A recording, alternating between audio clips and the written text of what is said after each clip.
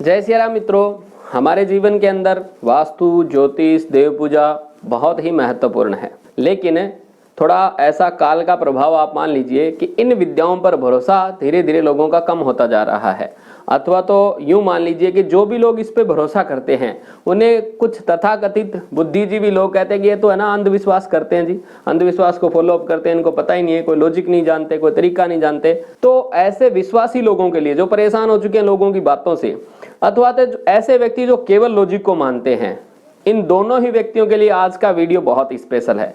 क्योंकि मैं आज एक इंसाइट आपके साथ शेयर करने जा रहा हूं कि वास्तु, ज्योतिष, देव पूजा एक्चुअल में काम करता है या नहीं करता है। यदि आपने ये देखना है तो कैसे देखें, तो इसका सीधा सीधा लॉजिक आपको मैं बता रहा हूं कि भाई जिसको विश्वास है वो तो करके देखता ही है। वो अपने जीवन के अंदर बहुत सारे तर्क भी दे देता है कि मैंने ऐसे ऐसे करके बहुत सारा फायदा उठाया है, चाहे ज्योतिष से, चाहे देव पूजा से, चाहे वास्तु के उपायों से। लेकिन जिनको विश्वास नहीं है, अथवा तो जिन्होंने केवल इस बात को काटना ही है, भारतीय सनातन परंपराओं के ऊपर उन्होंने ये आक्षेप लगाना है कि ये बस अंधविश्वास है, ढकोसला है, तो उनके लिए आज की बात स्पेशल ज्यादा रहेगी। मुख्य बात ये है मित्रों, मेरे गुरुदेव हमेशा ये कहते हैं कि क्या सही है क्या गलत है, इस बात की यदि आपने परीक्षा करनी है ना तो आप अपने अनुभव से उसे रिलेट करो। सूर्य उदय हो गया तो किसी को कहना नहीं पड़ता कि दिन हो गया, क्योंकि प्रकाश फैल गया तो सबको पता है कि ये दिन चल रहा है। गर्मी आ गई तो जब शरीर को ताप लगता है तो महसूस होता है ना कि गर्मी आ गई। सर्दी आ गई तो शीतलहर अपना प्रभाव दिखाती है तो पता चलता है कि सर्दी आ गई।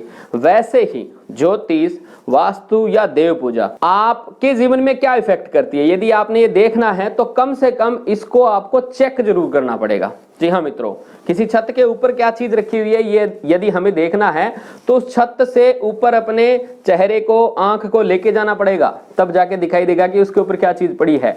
तो वैसे ही अपनी सभी बातों से एक बार ऊपर उठ करके, जो भी आपका विश्वास है अथवा तो अविश्वास है, जो भी है, उससे थोड़ा सा ऊपर उठ करके तर्क की कसौटी पे मान लो आप कि भाई वास्तु काम करता है या नहीं करता है। ये आपने प्रिंसिपल यदि देखना है तो सबसे बढ़िया फिलॉसफी दी है परम श्रद्धेय डॉक्टर खुशदीप बंसल जी ने।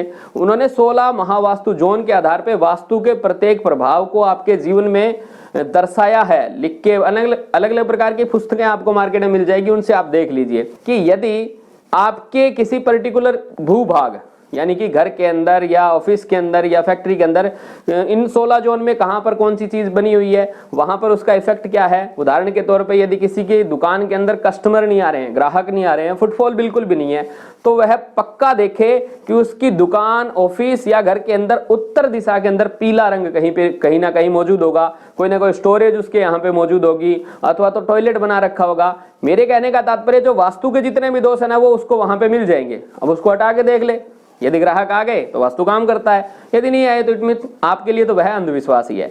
तो सीधा सीधा मेरे कहने का तात्पर्य यही है कि इन विद्याओं को एक बार आपने जीवन में आजमा कर जरूर देखना है। ऐसे सुनी सुनाई बातों पे विश्वास मत करो चाहे, लेकिन अपने जीवन में प्रैक्टिकल करके देखो। यदि आपको लाभ होता है तो फिर आपके लिए बेस्ट है। लेकिन मित्रों एक बात मैं और भी कहूंगा आपको, कई लोग ऐसा कहते हैं कि हम तो जी हमने बहुत सारे उपाय कर लिए, बहुत सारी देव पूजा कर ली, बहुत लोगों के यहाँ पे घूम लिया, हमें कोई फायदा नहीं हुआ, इसका मतलब ये विद्या काम नहीं करती। आपसे एक बात पूछूंगा मैं, आप किसी डॉक्टर के पास जाते हैं, मान लो भगवान ना करे आपको ऐसी कोई बीमारी है जिसकी किसी को प्रेडिक्शन नहीं पता चल रही है, किसी को रूट कॉज ऑफ द आपकी जो इलनेस है, आपकी बीमारी है, उसका असली कारण नहीं पता चल रहा है, तो क्या आप डॉक्टर नहीं बदलेंगे? या ऐसा है कि भाई अब मेरी बीमारी तो ठीक नहीं हो रही तो सारा जो मेडिकल साइंस है ना वो ढकोसला है, अंधविश्वास है, बकवास है? वहां पे आप ऐसा नहीं करेंगे, वहां पे आप केवल डॉक्टर को बदलेंगे। आप ये नहीं कहेंगे कि ये विद्या गलत है, आप ये कहेंगे डॉक्टर गलत है। तो हो सकता है आपको जो डॉक्टर मिला है, आपको जो देवज्ञ मिला है, मार्गदर्शक मिला है, उसे अपनी विद्या का ठीक ढंग से आपके ऊपर इम्प्लीमेशन करना नहीं आया हो, या फिर कोई गैप रह गया हो किसी ना किसी कारण से।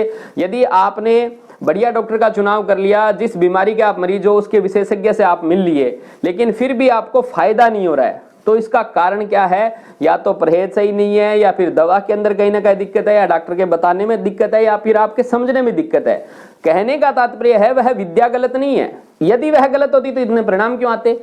और वैसे ही यदि बात करूं कि ज्योतिष, वास्तु, ये तो कोई आजकल की तो बात है नहीं, हजारों वर्षों से जो परंपराएं चली आ रही है, क्या वह झूठी हो सकती है? झूठ के तो कदम ही नहीं होते। तो जो सत्य है वही टिकता है और वही सनातन है।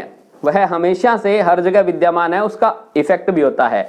तो आपसे मैं एक प्रार्थना करूंगा कि अपने जीवन की सभी समस्याओं का आपने यदि हर प्रकार से उपाय करके देख लिया, समाधान करने का प्रयत्न कर लिया, लेकिन आपको समाधान नहीं मिल रहा है, तो कम से कम एक बार इन विद्याओं के किसी विशेषज्ञ से, अनुभवी से जरूर संपर्क करें और फिर पूरा जैसा वो नियम बताते हैं उन नियमों के आधार पर, उन परहेज के आधार पर, उन कालखंड के आधार पर जैसा उपाय जितने समय के लिए कहते हैं करके देखो, फिर देखो ये कैसे आपके जीवन के अंदर सुखों की बारिश कर देती है। मित्रों, लास्ट बात यही है, आपका अनुभव है वही सत्य है, करके देखो। एक मसूरी आती थी, पहले विज्ञापन आता था, पहले इस्तेमाल करो फिर विश्वास करो। वही मैं आपसे निवेदन करता हूं कि इन सनातनी परंपराओं को इस्तेमाल करके देखो। ऐसे ही फालतू की बातें मत करो, कभी चेक ही नहीं किया, शास्त्र पढ़े नहीं और ऐसे ही कोई भी बात बोल दी, यह बहुत ही गलत है। आप खुद को ही अंधेरे में रख रहे हो। ठीक उसी प्रकार से जैसे कहते हैं ना, कहावत है, कबूतर जब बिल्ली सामने आती है ना तो अपनी आंखें बंद कर लेता है, उसको लगता है कि मुझे कोई नहीं देख रहा, लेकिन अपनी मृत्यु को ही वह निमंत्रण दे रहा है। तो जिन लोगों ने मानना ही नहीं है, उन्होंने कभी इन चीजों को देखा नहीं, परंपराओं को देखा नहीं, और फिर भी बातें वो बहुत प्रकार की करेंगे, तो उन सभी के लिए निवेदन है आप इस्तेमाल करके देखें और अपने जीवन के अंदर सुखों की बारिश करें। सनातनी परंपराओं से आप खूब लाभ उठाएं। इन्हीं शुभकामनाओं के साथ जय सिया राम।